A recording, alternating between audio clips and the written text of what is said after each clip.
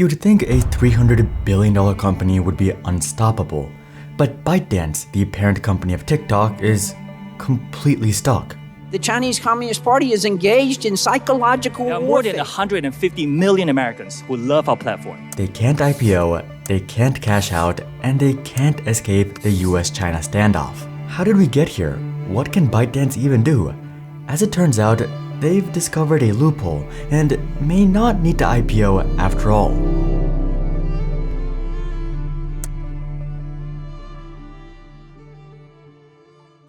那这边是办公的，这边摆3排桌子，那个我大概在这个位置，然后朝这边。对。This is Zhang Yiming, and in this modest apartment, he founded ByteDance, and here they made their first big hit, Nehan Duanzi.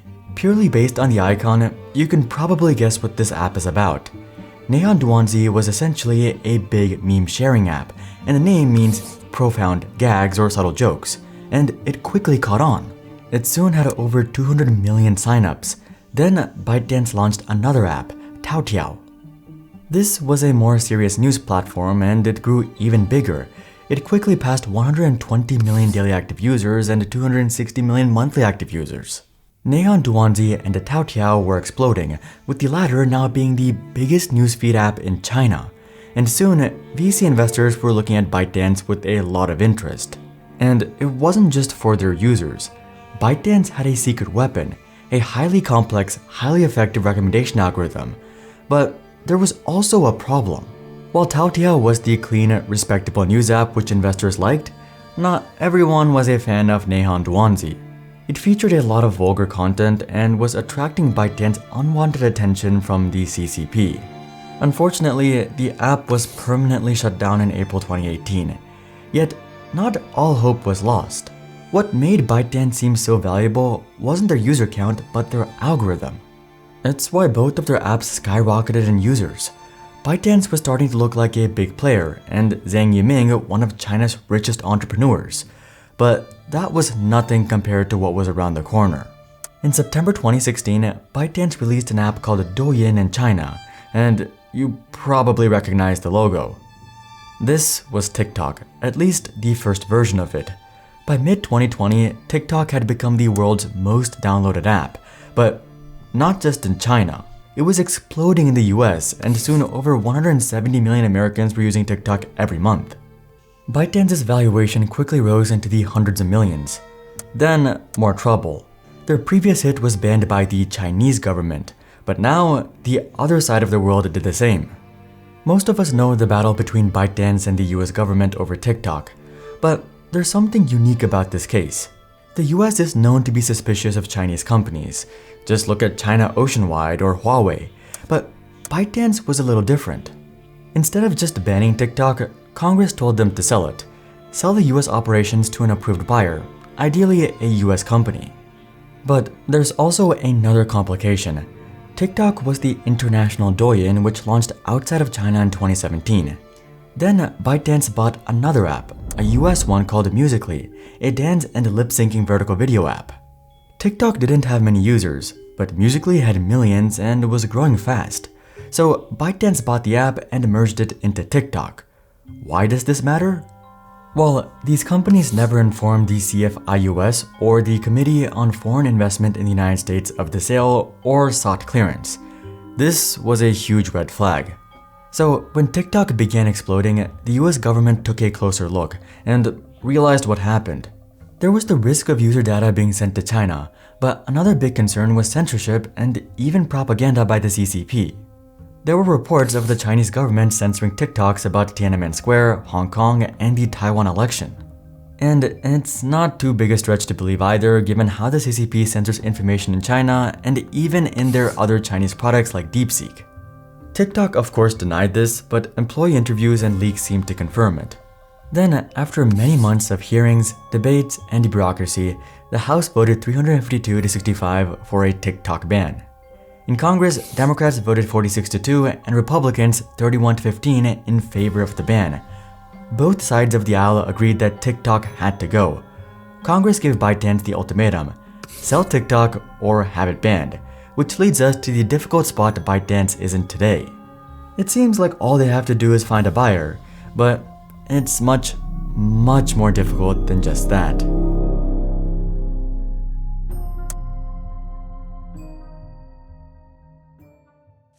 TikTok's moat isn't code, it's users.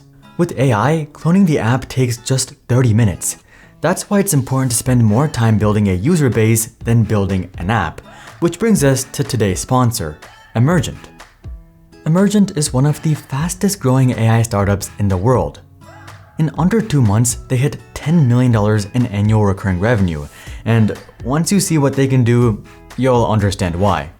With Emergent, you can create full mobile apps, web apps, and even Chrome extensions all from a single prompt. No coding, no waiting on developers. Most ideas die before they even start, because building the first version is slow and expensive. Emergent kills that barrier. You just describe what you want and Emergent instantly gives you a working product. Personal finance tracker? Done. Study flashcard app? Easy. A full scheduling app with reminders and payments?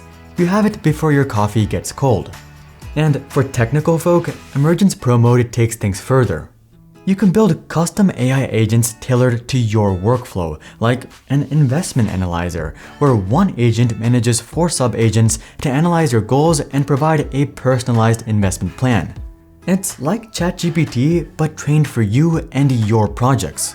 This is why Emergent has grown at breakneck speed. $10 million in ARR in 2 months. 800,000 apps built, 700,000 builders, turning ideas into products overnight. So if you've got a startup idea, side project, or workflow you've been putting off, stop waiting. Build your first mobile app in minutes with Emergent. Click the link in the description and try it now and see what you can create today. Thank you to Emergent for supporting our videos. ByteDance is in a strange spot. Revenue is growing, they have over 150,000 employees and are valued at over $300 billion, potentially even as high as $400 billion. But investors can't cash out. They can't launch an IPO and their prized asset, TikTok, is in limbo, especially with the change in US administration. Trump has delayed the ban of TikTok 3 times now with executive orders. First 75 days, then another 75 days, then 90 days, pushing it from January all the way to September. Selling TikTok is still very much the plan for the US. So why can't ByteDance just sell off TikTok? Well, Beijing won't let them.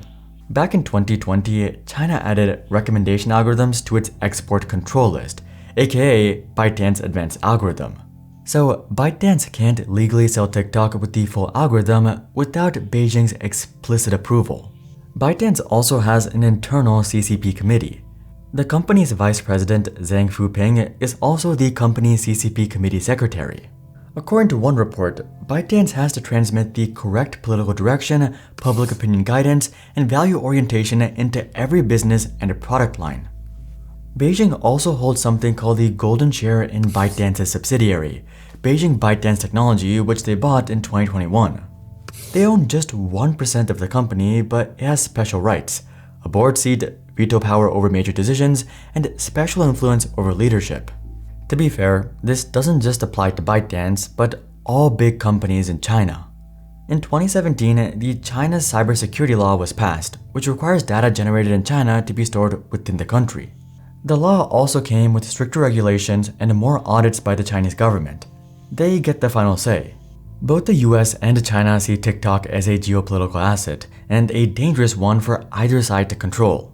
The US says ByteDance needs to sell their biggest asset, but Beijing has made that nearly impossible. So what does ByteDance do?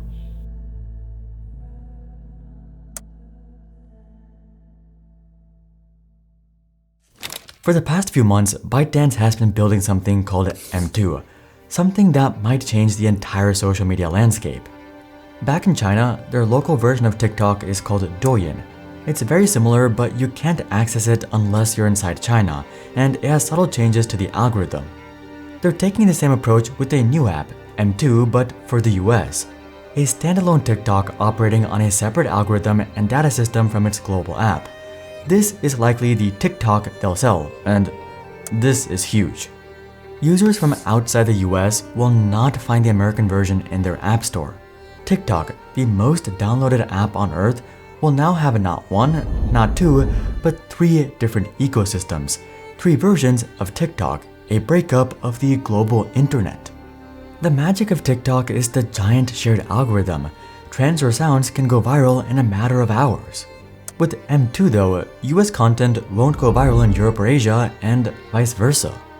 Also, 80% of TikTok's revenue comes from the US, so even if ByteDance keeps an international TikTok, it'll be a shell of its former self. And even if ByteDance can sell this new US TikTok, there's still one big hurdle. How are they going to transfer data and code to a US-based TikTok? Recommendation algorithms are on China's export control list and treats this as sensitive tech. The People's Republic of China could just block this, making all this effort worthless. The solution? It seems like ByteDance isn't just copy-pasting the algorithm, and instead is doing something a bit different. But this also upset their home government. And that brings us back to ByteDance's same problem. They're worth hundreds of billions, yet without an IPO, they can't give investors a return. Is that massive figure overvalued? Actually, no. The TikTok ban sounds doom and gloom for ByteDance, and it is a big problem for sure, but maybe not as big as we might have thought.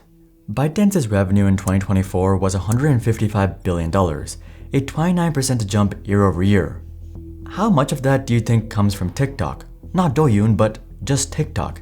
80%? 70%? Well, it's actually just 25% at $39 billion. That number is growing fast, sure, but it also loses billions of dollars a year. This is why ByteDance previously said they'd rather shut down TikTok than sell it, because it doesn't even make money.